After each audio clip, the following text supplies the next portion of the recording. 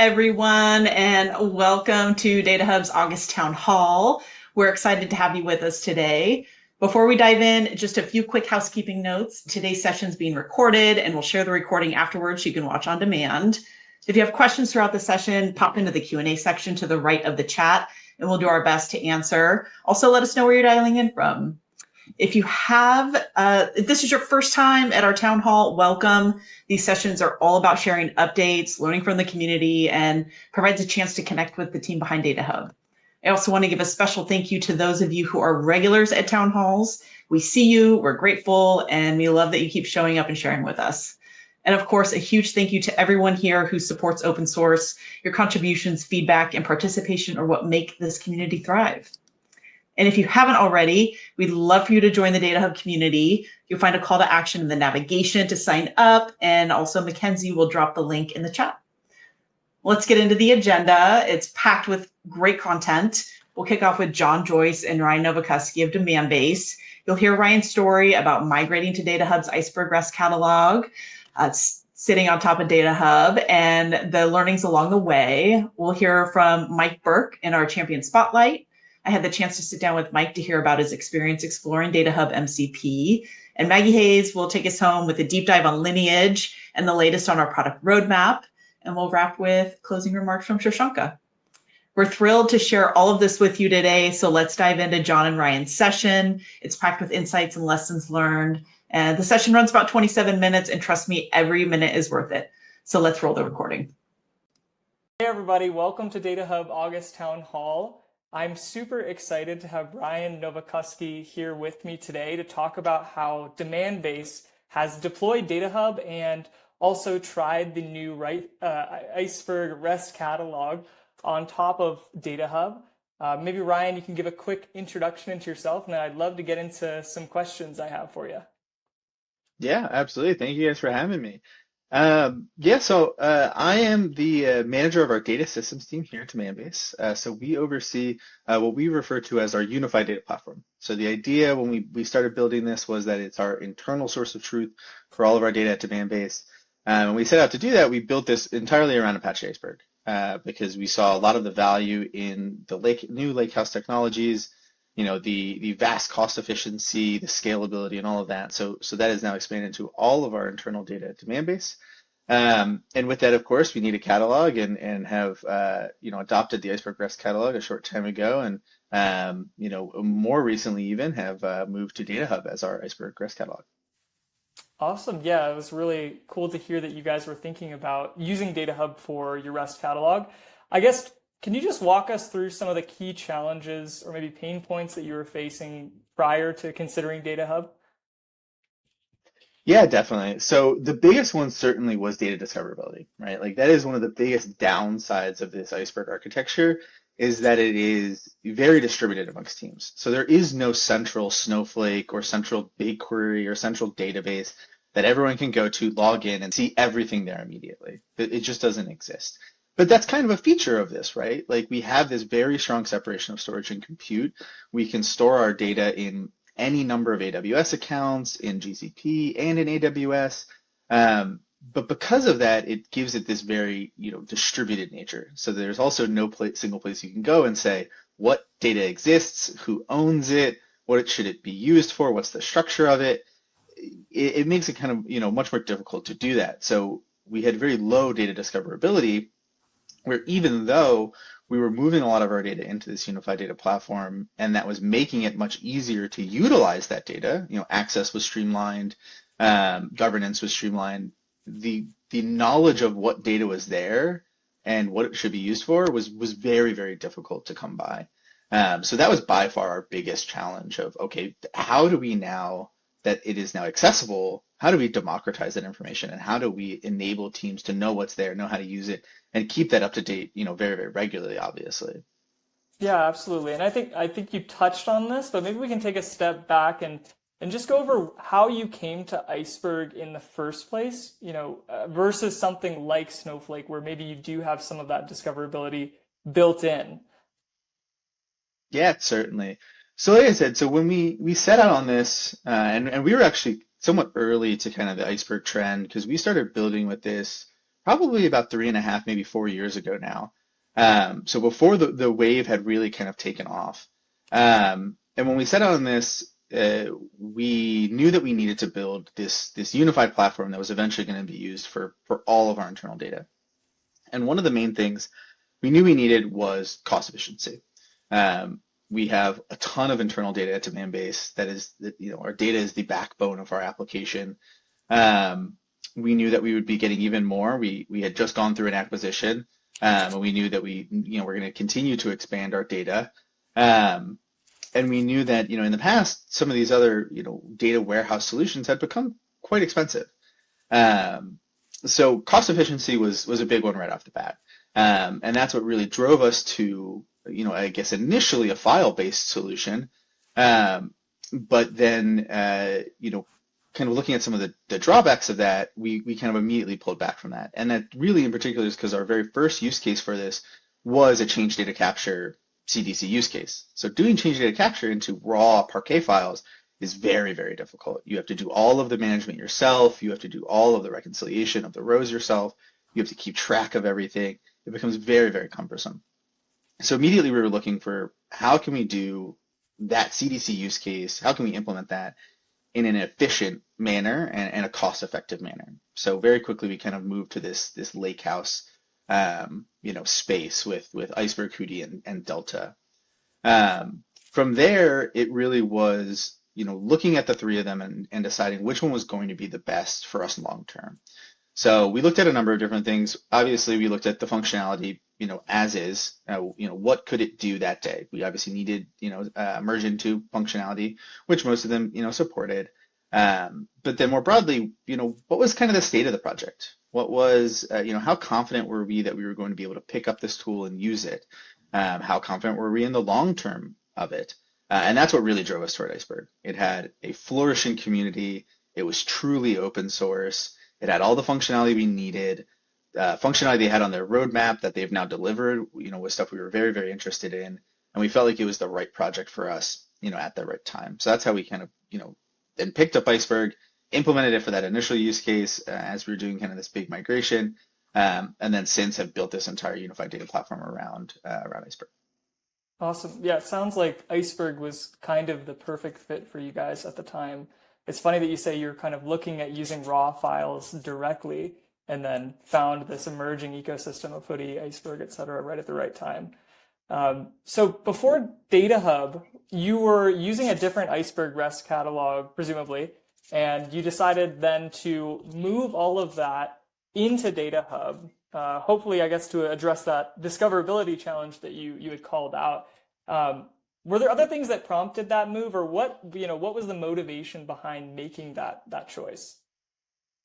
Yeah, for sure. So our previous REST catalog was tabular, which, as I'm sure you're aware, was acquired by Databricks about 1.5 years ago now, maybe a little less than that. So with that, came obviously uncertainty. Our catalog is now being acquired by a much, much larger company that has their whole ecosystem. Obviously in the lakehouse space, it was, I think, a little bit of a contentious acquisition as well, as they are the, creators of a competing format in Delta. So really kind of opened up this question of like, okay, so what should we do long term? And a big part of it was the migration was not going to be, there was no like opaque path. So there was no path where we just did nothing and it continued to work. Databricks obviously wanted us to move to their catalog, the Unity catalog, which in its own right is a great option. But there was no zero effort path here. So that really allowed us to take a step back and say, okay, we have to do a migration anyway, right? Like there's no world where we get to just not do anything, which would have been so nice. So we have to do a migration anyway. What really is the right long-term path for us? And we looked at a bunch of different options. We went out and looked at a variety of open source options, Polaris and Lakekeeper and Gravitino. And this is such a new space. There's a lot of projects out there, but all of them are pretty new, right? And pretty immature in a lot of ways. I think Polaris only just cut their first major release version a few weeks ago, and many of the other ones don't have major release versions yet. And because of how critical the unified data platform is for Demandbase, and how big our use case is, we were a little bit hesitant to go with, a kind of an unproven open source option. Right. So we continue to look around and try to understand, okay, so what could we do here and what would be good? And it would always kind of been in the back of my mind that for a while we had DataHub, but we also were using this other REST catalog, and we hadn't really gotten around to fully integrating all of our Iceberg data from our old REST catalog into DataHub using the DataHub integrations. So, it always kind of struck me of like, well, maybe this would come around. Maybe, if we could have both here, that would be so much easier. It would unlock so much by not having to do those integrations, not having to have that extra step of complexity. And somewhat serendipitously, I think about a month and a half, maybe 2 months before we started to execute on this migration, DataHub announced it's coming. Iceberg REST catalog support will be here soon. So immediately reached out to you all. Was very, very interested in getting started on that, and was really glad you all were able to support us with a pretty quick POC even before I think it had been released. And it just made sense from there. We didn't have to do that extra step, like I said, of doing the Iceberg REST catalog integration, and we got all of our data in DataHub for free, and we're able to start utilizing it as now our business catalog and get our schemas in there and start documenting them and all of that. And that is exactly what we had in mind, obviously, when we started to talk about supporting Iceberg REST catalog in DataHub is, hey, how can we actually get on the critical path and use DataHub not just as a discovery layer, but as a place that you actually keep as the source of truth for your data. So I guess you mentioned you were using DataHub previously and you were integrating it into your existing Iceberg REST catalog. Can you give us a sense of what you were using DataHub for before the migration? Was it primarily data documentation, Lineage, or how are you using the catalog?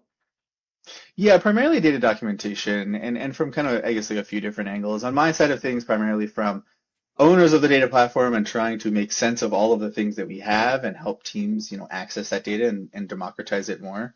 We also had a strong push from our security and governance side, being able to document what existed and where did it come from and what were, what data was stored there. Was there PII in it or not? What was our retention period? So there was a strong push there from, our governance team, around that data as well, and a lot of, value and use cases there. But yeah, from my perspective, it was, kind of that business catalog, being able to document, what was there and how to access it.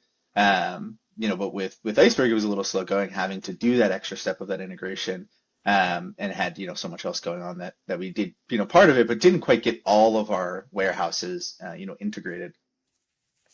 Yep, that makes sense. So I guess you had to then take on this migration from the existing REST catalog to DataHub. I'd love to hear a little bit about how that migration process went. How many tables did you have to migrate, and how did you achieve it? Yeah, for sure. I think we have at this point something upwards of 200 tables. So those are distinct tables. So there's 3 sets of those, dev, stage, and prod. And those are spread out amongst probably a dozen different warehouses. And each warehouse generally is owned by a team. Some teams will have more than one, depending on kind of their use cases. So, like I said originally, a pretty distributed architecture. So a lot of kind of downstream implications, a lot of teams we need to coordinate with, which was definitely the hardest part of this migration. The migration itself is relatively straightforward, which is really, really nice. It's really, it can be done majoritively by the team that owns the warehouse. The parts that need to be done by other teams reading from that warehouse can be done relatively asynchronously, because the old catalog will still work, and as long as it's pointing to a valid snapshot. So it makes it kind of nice. But yeah, it was this process of coordinating with all of these different teams, helping them with tooling around registering their tables across catalogs, helping them with access management. How do we make sure that we have one-to-one access management from our old catalog to our new catalog? How do we have the same kind of authorization? We actually built some things around DataHub to allow us to have the same authentication scheme as we had in our old catalog. So it was a lot of those pieces. So a lot of heavy coordination, helping teams understand what they needed to do, help them understand failure modes, building tooling around the process, and then building some additional functionality as well to help us, kind of have a one-to-one migration so that we can continue to use it and be as seamless as possible. And I guess how long did it take you to get through the migration of those, 200 tables across the different environments? Yeah, all told, it took us about 2 to 3 weeks working with various teams. It was definitely a tighter timeline than I wanted. That was mostly pushed by our need to get off our old catalog. Um, but it, ultimately went fairly smoothly. We had a few hiccups here and there, but stuff that was relatively easy to get through, and all in all was a major success and has been great ever since. And would you say you're now like in full production and the migration is fully closed at this point? Yep, everything is fully in production. We've been in production since I think the beginning of July, with all of our tables, all of our warehouses, everything's there. Awesome. So it sounds like what you really did is you kind of took this business catalog that you had in DataHub and this more technical catalog that you had in your existing REST catalog for Iceberg, and you kind of merged them into one operational catalog. Oftentimes in the industry, people talk about these things as separate things, business catalogs and technical catalogs. Do you believe this is a meaningful distinction? Like why or why not?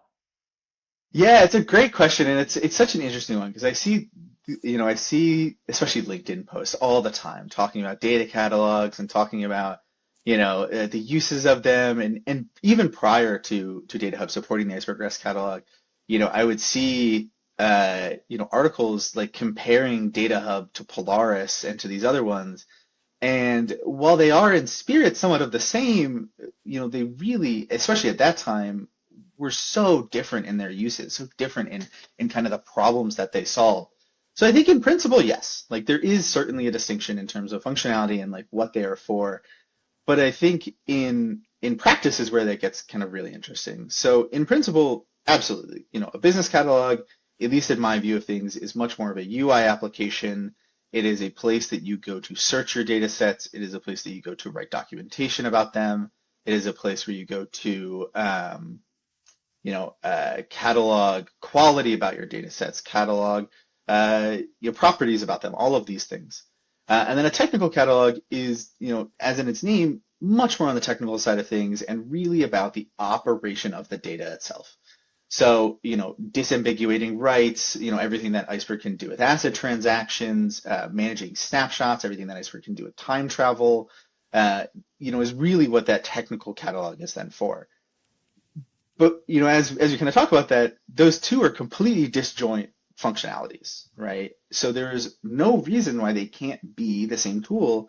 And there's a lot of really good value when they are the same tool. And that's why, it's been so nice utilizing DataHub in this way as both, because, now we are in a place where when we make any change to any of our tables in our unified data platform, it is immediately available in DataHub. Teams can see it, teams can see what the change is. As we kind of get into more advanced functionality, like safe schema changes and things like that, it'll be super helpful, and really allows us to now have everything in sync at all times, and never have this kind of lagging problem with information.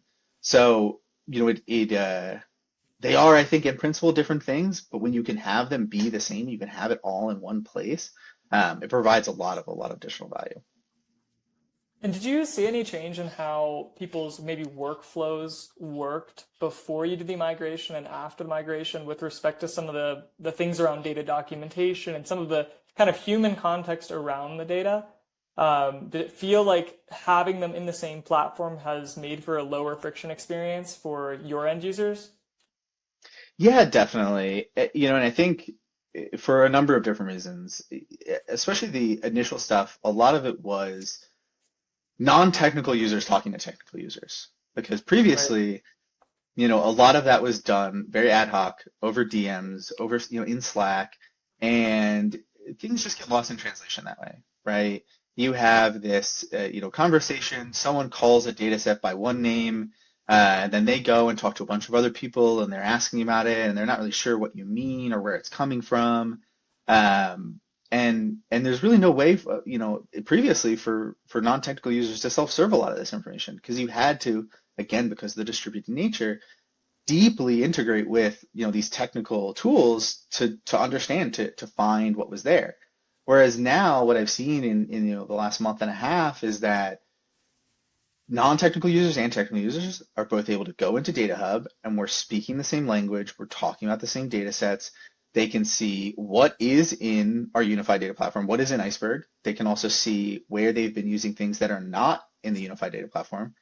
We had a number of processes that were using raw BigQuery tables, and that was fine, a year and a half or 2 years ago for us. But now when you're asking things of like, well, how can I expand this? Or how can I operationalize the delivery of this data? Or this other team needs access to it. How do I give them access to this BigQuery table? The answer is, well, it's because it's not in the unified data platform. We really need to get this into Iceberg and get it into the UDP so that it can be accessed in all of the great ways that we already have. So, it was really made it really, really easy for teams to have this single place to go and understand what is there, what are they using, what's, how is it supposed to be used, see documentation about it, and all of that stuff, which particularly for, like I said, that non-technical detectable users has been, a huge leap forward for us. Yeah, that's great to hear. I think especially the point around having that consistent language or way to talk about the data and the concepts around them. Oftentimes we talk about DataHub as a, accessibility plane really for data from dbt and all of these technical tools that maybe your less technical business folks are not, deeply familiar with or in every single day. How do we bring those to a place that's way more accessible? And I think, DataHub is kind of that place. I'd love to maybe share with the audience a quick demo of what you guys have done with the Iceberg REST catalog implementation. If you wouldn't mind kind of walking us through that, that would be great. Yeah, absolutely. Let's go ahead and share here real quick. We'll jump into our dev instance. Awesome. Alrighty, so this is our like I said, this is our dev data hub. So the most of what we have here right now is Iceberg, is our dev unified data platform. So we've got just shy of 300, 269 different tables and such across. These are all of the different warehouses that we have across various different teams. So immediately, you have, like I said, this single place where you can see all of the data we have. You can see, the names of the warehouses. You can see the structure of them. As we kind of build this out, we're able to then tag them and tag the different types of data that are part of this, who owns it, all of that great stuff. And then, coming in, further, we're able to also see, different aspects about the data set, itself, different stats and whatever else. So if we go to, this one here, we can see, now we have a great place to view our schema. What are the types? What is this partitioned on? The partitioning is one that I want to call out because this has been such an important aspect, when using Iceberg, because at the end of the day, Iceberg is just files on S3, right? Right. Yep. Which, by and large, if you do it in a naive manner, can be really cumbersome and really costly to query, because there's not a lot of ability to smartly prune the data that you're retrieving. But one of the powers of Iceberg is around partitioning and around your ability to have more efficient querying. And the heaviest hammer of those and the easiest to use is partition keys. So having this here, before we had this in DataHub, I can't tell you how many times that I had conversations with teams where they'd come to us and say, this query is running so slowly and I just don't know why, and it seems to be taking forever. And we look at their query and like, well, you're not filtering on any of your partition keys, so of course it is. It's scanning tons and tons of data, way more than you need. Whereas if you put some simple predicates here on your partition key, this is going to be way, way faster. So this is a pretty simple one based on tenant ID. We have some other tables as well that are partitioned on other columns, including transforms on other columns, like some of our date-based data. And it's been hugely helpful having this, just in DataHub, where teams can come here and see, oh, that's a partition key. I really should be querying on that. It's also been great to have, all of the different statistics here, row count and seeing kind of things increase, slowly over time, especially in our dev environment. And definitely looking forward to kind of leveling up our usage and using some of these things like assertions. A big one for us as well is, storage size, in particular because one of the biggest problems that I think a lot of places run into with Iceberg is not either not having maintenance or not having correctly configured Iceberg maintenance. And one of the only ways that you can really find this, and particularly find maybe one of the most insidious parts of it, not having snapshot retention properly configured, is the storage size of your bucket is going to increase and increase and increase and increase and increase exponentially over time. And it's where we've found, some of the biggest wastes money-wise for us when it comes to Iceberg is we don't have snapshot retention, or we have really long retention, and the storage size grows over time, and suddenly we're paying for terabytes of data for a table that's really a gig. Yep. So having these kinds of things here and being able to see them visually is really, really nice, and such a huge advancement for us. And then as well, being able to see the other parts about the table, being able to see, our table properties. This is an aspect of Iceberg that is at times, I think, a little opaque. Not really being able to tell, like, okay, well, what is, the partition limit, or what is the compression, of this table, and being able to have this here and see it, in the application makes it really, really easy then to understand, what's going on with the table, what's the most recent snapshot of the table, and really self-serve a lot of that information, even that technical information, out of the same catalog as we're serving all of our non-technical users and everything else. So it sounds like you're positioning DataHub inside of Demandbase as sort of the starting point for finding the right data to use for a given, use case, and then getting that next level of context, whether it's the technical context or some of the semantic context, right, about which queries to, like, how to build queries, and what are the right columns to use for partitioning and that sort of thing. Awesome. Yeah, Do you absolutely. do you have any, like, I guess, what are the next steps for this integration from your point of view? What would you like to get out of DataHub that maybe you're not, getting out of it yet, or features you're not taking advantage of yet? Yeah, absolutely. So like I said, definitely building out more of this, the quality aspects is I think kind of the next big thing for us. Now that we can really clearly see what all of our data sets exist, it's making it much more easy for us to start to build out, kind of our version of, the medallion architecture, or I think it came out of Airbnb, the Midas standard, different ways of categorizing the health of your data, the quality of it, what should be used and shouldn't be used by, other teams, and really kind of moving in that direction. Now that we have a place where everything is documented, we can now enhance all of that with this additional information about quality, about lineage, additional statistics, additional, tagging and glossary terms for these columns, to help us with, like, relationships between data sets and, what specific columns mean. So really kind of then moving into, all of that additional, documentation.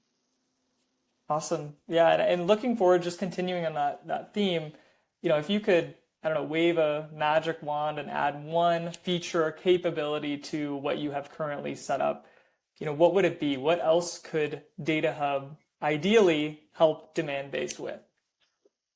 Yeah, I think the next big thing for us is really automated lineage would be amazing. The ability to have the Iceberg client, either itself or with some plugin, be able to report when it's doing it right, what Iceberg data sets came into that final data frame, and being able to track that automatically. Even going so far as column or row-based lineage would be amazing, but even just at the data set level, this is something that we really, I think, have struggled with in the past, of how is this data being used, who is using it, and being able to get that, directly, now that, like we said, we have our technical catalog and our business catalog in one place, being able to see both of those things, and being able to have that lineage, be automatic for our Iceberg tables, would be incredible. Awesome. Well, Ryan, thank you so much for sharing this with all of us. I think this will be very, very informative to everybody in the community. So I really appreciate your time, and we appreciate you being a great partner along the way here. I know we had a few hiccups as we rolled this out, but it was really great working with you to get this all the way to production. So thank you. Yeah, absolutely. Thank you so much, John. And a few stumbles along the way, but nothing that the DataHub team couldn't take care of. So really appreciate your all's help here. And it's been great, and looking forward to using the tool even more. Awesome. All right, we're going to head back to regular agenda for DataHub Town Hall. Thank you all for tuning in.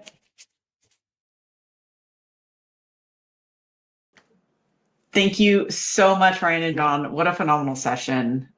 For our next segment, I'm excited to spotlight another member of our community. I had the chance to sit down with Mike Burke, a DataHub champion and senior developer, to hear about his journey exploring DataHub's MCP. Mike's been using DataHub since 2023, joined the community shortly after, and has been an active data champion for a year now. He's been such a thoughtful contributor, and it was a real pleasure learning about his experience. Let's take a look. Thank you so much, Mike, for joining me today to chat about MCP and your just experience exploring DataHub MCP and what it's been like for you. Yeah, so prior to this project, I hadn't worked on MCP at all, and everything was MCP related was new to me. So, I hear the word MCP server, and I right away think, well, is it a server? Is it a container? Where does it run? What does it do? And just trying to understand the architecture to begin with was quite a bit of fun, and then working through from start to finish was also a really interesting process. I know that you and I had a chance to connect for a few minutes before our time today. And I'm curious, when you first started working with MCP server, you mentioned being excited and cautious. And what were some of the security considerations that you had in mind, and how did you address those? Yeah, excited and cautious is how I start most projects. What I found interesting with this was just trying to understand how everything works. I usually start at the very beginning and try to understand where the architecture works. I think it was a couple town halls ago that there was a demo that showed how everything worked, and it looked extremely cool, but it was also pretty slick. So understanding all the pieces from left to right was pretty cool. And as far as the security went, it was, you go through and try to understand where everything's running, what you're giving access to, and just working through it. Awesome. And I know that you're very much of a self-study person, and you took it upon yourself to really upskill your knowledge of MCP through courses and self-study. And were there any resources that were extra helpful that might be beneficial for the community that you might recommend? Yeah, YouTube is a great place to look for this stuff. MCP is pretty new, so there wasn't a lot of really good content, but there was a few really good videos as to how you can use MCP. There was good overviews of the clients, like whether you use Claude or Cursor or something else. Um, and I did take one Udemy course, and it was also really good. It was pretty in depth. It was about 6 hours or so, but I really liked it. I thought it covered the topics well, and for a new product, it's not easy to find training, so I was pretty happy with that. Well, you're clearly thinking beyond just MCP to work. And I know that you're exploring how to potentially productionalize this. What are your steps in moving from a staging setup to more of a secure and scalable production? Yeah, so for this, like the POC was just, hey, can I get it running on my laptop? Does it work? What's the user experience going to be like? And then from there, it's where does it actually live? I think of just an easy server, maybe a container, or maybe a part of where the application is running. So there's still work to do there as to there's not a lot of best practice documents on MCP architectures online. So it's a lot of how does this work? How do I want to support it? How is it going to stay running? Um, so far so good, but there's work to do. And you described your current implementation as pieces on a workbench. And when I think of this idea or this concept of all these different opportunities that you have to like bring in tools and just in your day to day as a professional, like, can you walk us through what you've set up so far? Yeah, so for this, I did start with just the AI client. So I use Claude Desktop, and I really liked it. The free version does give you quite a few messages, but I would also I would kind of go in stages. So in the morning, if I was working on this, I would work on it consistently for an hour or two, and if I ran out of messages, it would give you 4 hours till you could work on it again. So give you a couple hours to do something else. I thought the way the engineers tied together the authentication token from DataHub was really good. So it does give you some security. You have to generate a token, insert it into your JSON, and insert that into the AI client. I thought that was pretty good. There's probably more layers of security that could be added, but I thought that was a really nice start. And that's probably one of the next steps for me is, how much is enough before you can turn it over to users. Very cool. I know that one thing that we talked about last time, that there's so much to DataHub that there's a lot of different paths that you can take, and it could be overwhelming, especially for non-engineers. How has the MCP server and AI assistant experience changed the way you might explore metadata as an engineer? What I really liked about it is, the DataHub UI is really good. The refresh that was done this year has really gone over well. But what I would say is when you load up DataHub with a lot of data, there are lots of screens. There's lots of pointing and clicking. You go into those lineage graphs. There's lots to look through. And sometimes instead of clicking and pointing, you can just have a conversation. I really like that because, it's sometimes easier to just stop and allow your brain to process a little bit. And even as an engineer or non-engineer, having a conversation and not clicking and going through stuff is nice sometimes. If you had one piece of advice for someone in your position who might want to get started with DataHub MCP server, what would you share with them? I would say try out the AI clients first. I think most people use AI as some part of their life somewhere. Try out Claude, try out Cursor, find something that you're comfortable with, and then start from there. And the documentation the DataHub team did is really good. It covers the basics and it gets you on your way. And if you run into trouble, hop onto Slack and talk to the community, and I'm sure someone's been where you've been before. Thank you, Mike. You bet.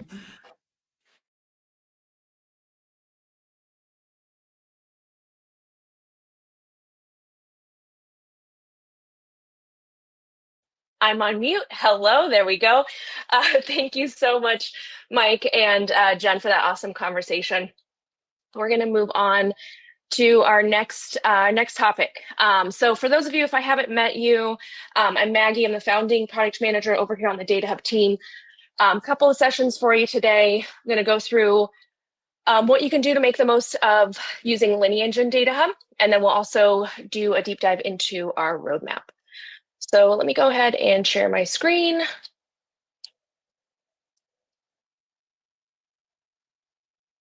And we should be good there.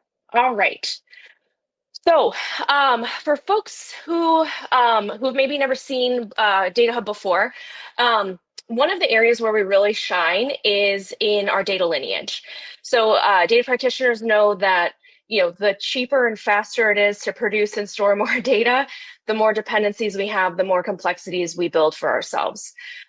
So our data pipelines are growing in number and also growing in complexity across various platforms. And each of those platforms tend to have their own source-specific logic or language. Maybe they do a great job of kind of helping you understand the dependencies within that tool, but understanding kind of that 30,000 feet view can be really tough. So data pipelines in general and kind of our modern data practitioner workflows get super messy, super fast. But the reality is DataHub makes it super easy to tackle that. So currently DataHub supports over 70 ingestion sources. I did a quick scan of it yesterday. More than half of our sources, we actually automatically extract and produce lineage within each platform and across platforms. We've also really deeply invested in our own ability to parse and really identify those lineage connections. So our own kind of proprietary lineage parser has up to 99.5% accuracy, which is the first time I saw that number, I thought it was a typo. but it's not. The reason it's so precise is because DataHub has all of the context about kind of the physical structure of data sets. So we're able to predict or really interpret the dependencies from system to system.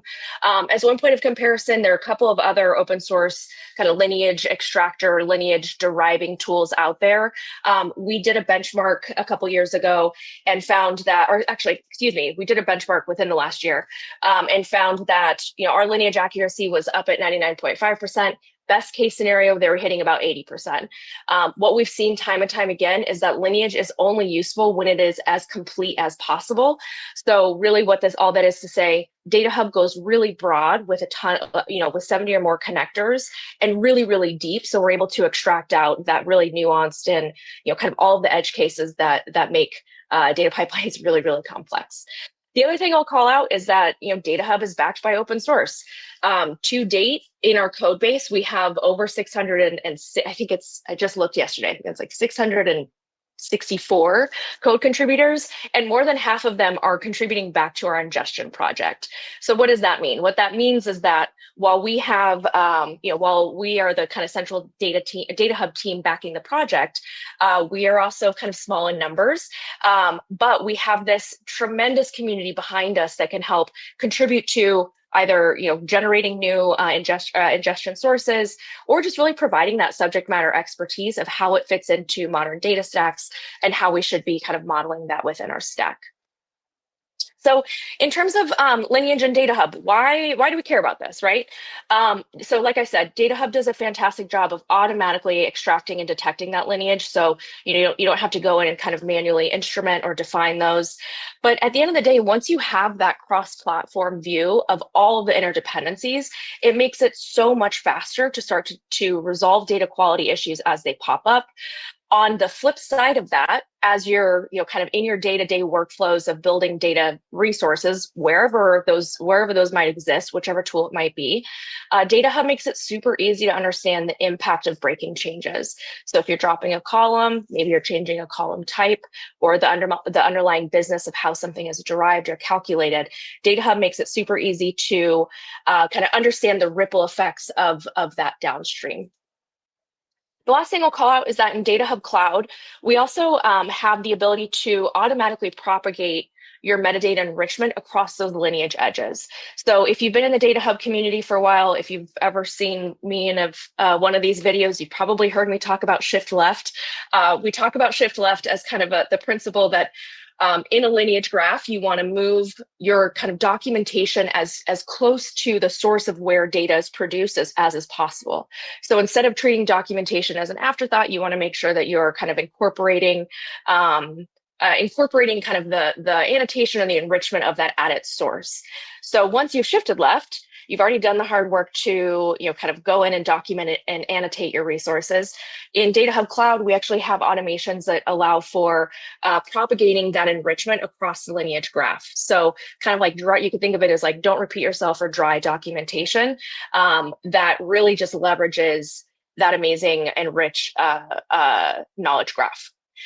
So I am flying against guidance here, and I'm going to do a live demo. So we're going to actually talk about or see what this looks like in DataHub. So say some prayers to the demo gods for me, and we will jump on into this. And all right. So let's first talk about breaking changes. Let's talk about data quality.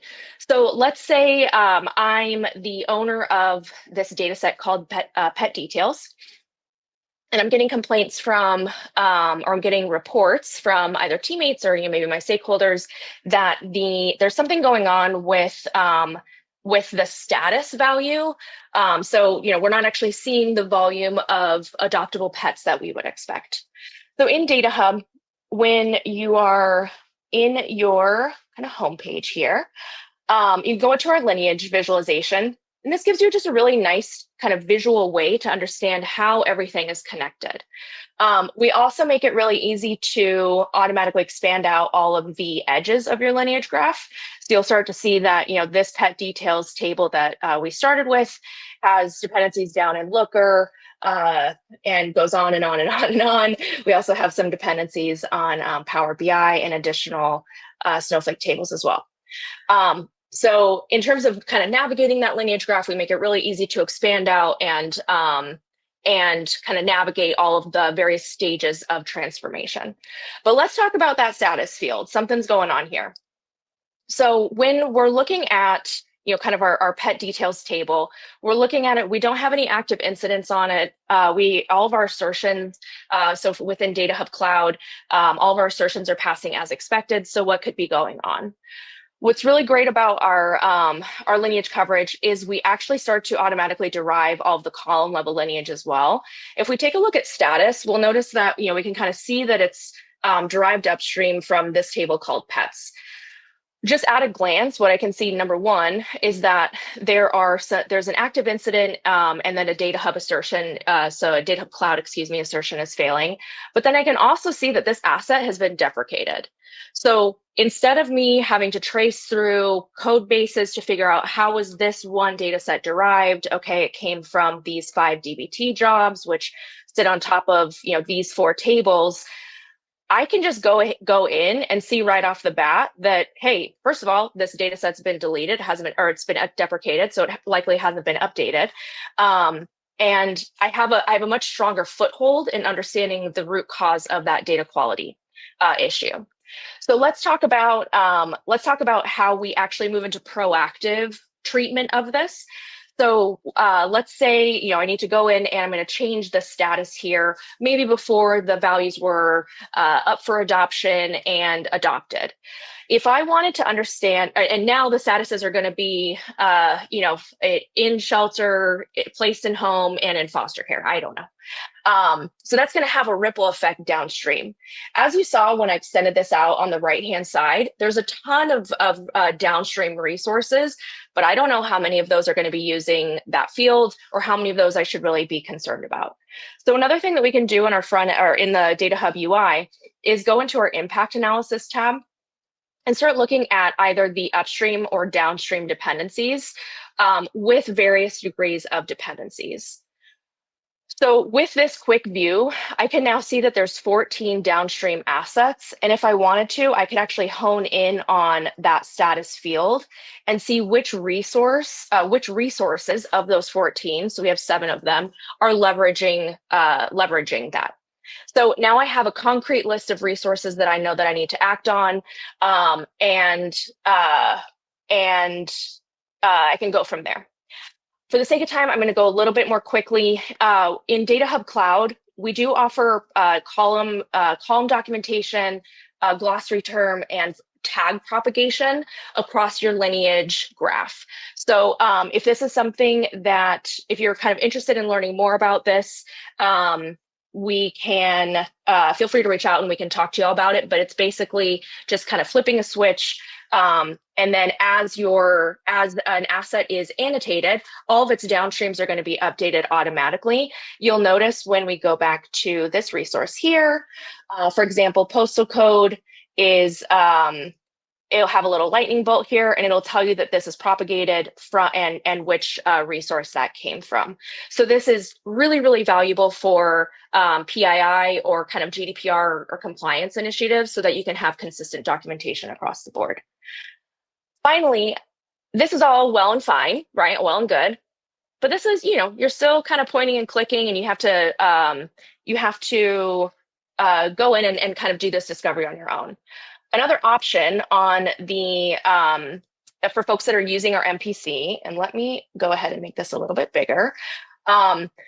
So on DataHub Cloud, we have a fully hosted MPC server as well as a fully hosted DataHub Slack bot or Discovery AI assistant. So I'm going to go in here and I'm going to say, hey, DataHub, I noticed that our customer lifetime value is high. Is it possible we aren't excluding returns? So DataHub is going to automatically start working with or scanning across your metadata graph, and it'll kind of update you as it goes to kind of explain which resources it is taking a look at. And I'm trying to see how well, I know I zoomed in pretty big here, but wanted to make sure that this stands out. In the meantime, I'm also going to kick off another one to say if I update the logic or the calculation for customer LTV, what will be impacted?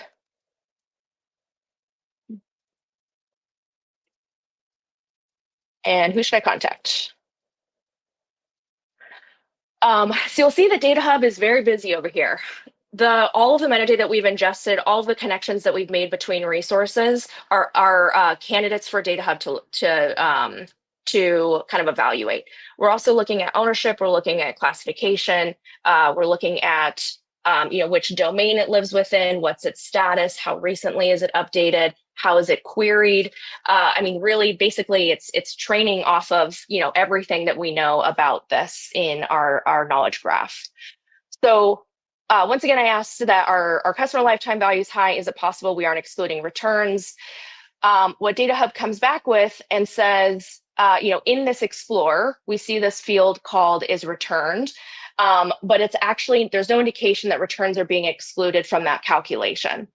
What's really cool here is that it gives you some recommendations of where you can, which pieces you can kind of start looking at and validating. It will also give you some kind of suggested follow-up questions. And as you're kind of working in this thread, you can ask follow-up questions, and it's, I mean, no different than having a chat or conversation with ChatGPT or Cursor or wherever you're working. So once again, I'll call out that this is on the Slack bot itself is available for DataHub Cloud, but for folks who are running, if you have your kind of own deployed MCP server, you can absolutely hook this up with your Cursor or anywhere that you have kind of an agents running. Last but not least, I'll just show kind of the impact analysis side of things. So again, I asked if I update the calculation of this field, and it is, again, keep in mind, it's looking at that column level lineage. So it's not just saying anything that ever touched the one data set that this calculation is derived from. It's actually looking at the field level information. So it's going to show you or kind of list out which resources should be evaluated or which resources are kind of dependent there. And then it will also, it does a really great job of kind of telling you which groups you might want to reach out to, and then individuals who are owners of those resources. So long story short, and I'll be honest, folks, like we've been using this internally. I also am heading up our data team. And so my teammate and I are building out DBT models galore. We use this on a daily basis, and I'm personally blown away by how much it's helped us just go, move so much more fast, so much more quickly, but then also just like identify issues as issues come up, we can act on them so much more quickly. It's been unbelievable. So little bit of a shameless plug there that I'm also a very happy user of it. All right, we are getting close on time, so I am, and yes, the demo gods were with us today. Thank you. My sacrifice. I spilled a full iced coffee this morning on the ground and didn't get a single sip of it, so maybe that was my sacrifice to the demo gods. All right, let's talk about roadmap. I know that we are getting close on time. I apologize, but that Lineage stuff is just too good to skip through. So if you've been to one of our sessions before, you may recall that we break down our initiatives between four different pillars: data discovery, data governance, and observability. The last one is the metadata graph that fuels all three of those. So starting with discovery, the key focuses this year for us are human-centered insights. So making sure that human context is available next to kind of the physical or technical context. That we're finding and encouraging intelligent exploration, and then of course our end-to-end lineage. On the lineage or kind of the extraction side of things, these are the data sources that we have coming up. So we're starting to work on RudderStack and Snowplow. We have Azure Data Lake coming up as well. Hex users out there, just a reminder that we shipped a connector for that earlier this year. We're also using Hex internally, so I can also vouch for that one. It's been really awesome to see that in there. In terms of discovery, improving kind of how we navigate these lineage graphs, we're starting to look at hierarchical lineage. So really kind of showing the parent and child, or like, the kind of container-based approach of hierarchy to understand different levels of nesting. If John hasn't already, John's going to be posting in announcements in DataHub Slack. We're actually looking for feedback and contributors or and design partners here. So if you're interested in partnering with us and helping us kind of shape what that looks like, please do let us know. The other thing is I've officially kicked off discovery for a metrics catalog. So if you are using or implementing an external metrics catalog and or are looking for kind of a native implementation, this is something that we will be working on discovery over the next couple of weeks and hopefully kicking off development in the next month or so. And also I'm looking for feedback on that one. So I think John also called that out. Another just reminder, our MCP server is live. We are actively, so for DataHub Cloud customers, this is, we have a fully hosted version. DataHub Core is self-hosted, but everything's available for you. Just so you know, a lot of the areas of investment that we're putting into this is really, one, just, relevancy or prompt tuning so that we're returning the most relevant details from our metadata graph. But then we're also taking an extremely scientific approach here to make sure that we have a high level of precision and that we're not, that we're actually collectively getting value out of this and not just, kind of some convincing LLM results. We've also, it sounds like we've had a lot of really great contributions coming in from the community. So we're so appreciative of folks giving us that feedback, giving us those contributions. And we're just methodically kind of parsing through that and making sure that we've really, that we're just, continually refining that resource there. This is what I just gave you a little demo of. So our Slack AI Discovery Assistant is available in public beta for DataHub Cloud. Another thing that I wanted to call out is that on DataHub Cloud, we're currently in private beta for a feature where you can customize your homepage. So, we know that every single organization is truly like a snowflake. Like there's no two organizations that are alike in terms of how they, kind of manage their data stack or how they think about data. So this is just a really great way to kind of curate that landing page for users. If this is something that you are interested in on DataHub Cloud, please do reach out. On the governance side of things, our key focuses this year are on continuing to ensure that DataHub is set up to be a universal data registry, also used for central compliance and policy enforcement. So with that in mind, we are continually working on our bi-directional syncing ability between DataHub and external systems. So really making sure that the external system reflects what is presented within DataHub and vice versa. For the another kind of item that we're currently working on, we should have some announcements for the community over the next month or so, is support for logical data sets. So kind of a parent-child asset relationship. So again, this kind of goes through the theme of, kind of document once and propagate that out. If you've defined a central model and then you're kind of materializing that across various places, this is a great candidate for you there. John recently announced or took the lead on introducing initial support for access request workflows in DataHub Cloud. So this is really a native way to build, or a way to build native workflows within DataHub to allow end users to request access to data sets. So they found the data set. It looks like this is the one for them. This is where we can start kind of generating and addressing data access requests. I also know I'm talking very fast. I just went a little too long on the first one. On the observability side of things, we are continuing to make sure that data observability is accessible, collaborative, and contextual. So what does that look like? Actually, I'm going to skip over that one. Just recently, we rolled out improvements for our Python SDK specifically for creating and managing assertions. So this is really great for teams who are working with a high volume of assertions at scale. So you can, and then on the other side of that, actually programmatically create assertions as your data ecosystem evolves.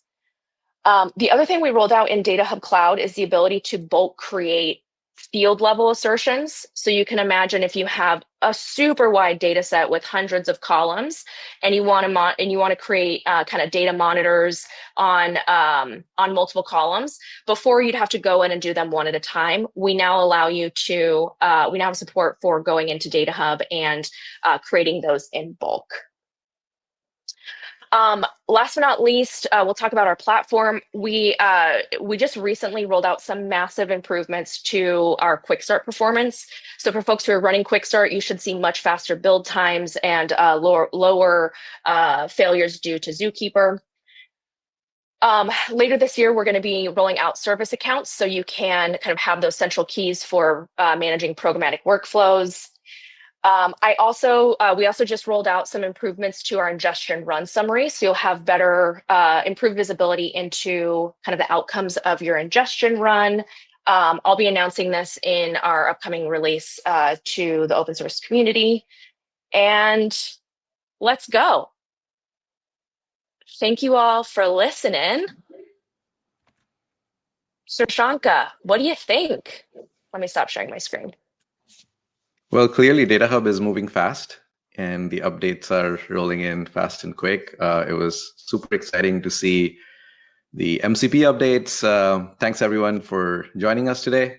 Of course, what we've shared today represents more than just features and timelines. It's really about empowering every one of you to build more trustworthy data systems, AI ecosystems. We're already seeing in the chat, a lot of people are building on top of DataHub, building interesting UIs for internal use, building internal applications. And it's really cool to see all of this innovation in the community. So super excited to see all of the innovation that we are able to power. Also exciting to see DataHub evolving in real world production environments. We saw the DataHub REST catalog going live at Demandbase today. And I'm confident we'll be hearing more success stories like this from the community soon. And speaking of innovation, of course, we heard a lot about the DataHub MCP server. Across the board, we're seeing a lot of usage of the MCP server, both in the open source community as well as in our cloud customers. Use cases around data understanding, use cases around data exploration, and then all the way into data development workflows. So it's amazing to see how quickly this adoption has gone and where the applications of this can be. But before I wrap up, I did want to say that please mark your calendars for October 29th. Context, which is our conference, is right around the corner. It's our biggest event of the year. We are bringing together leaders across FinServe, the public sector, as well as tech, of course, to share how they're solving the toughest data challenges for AI.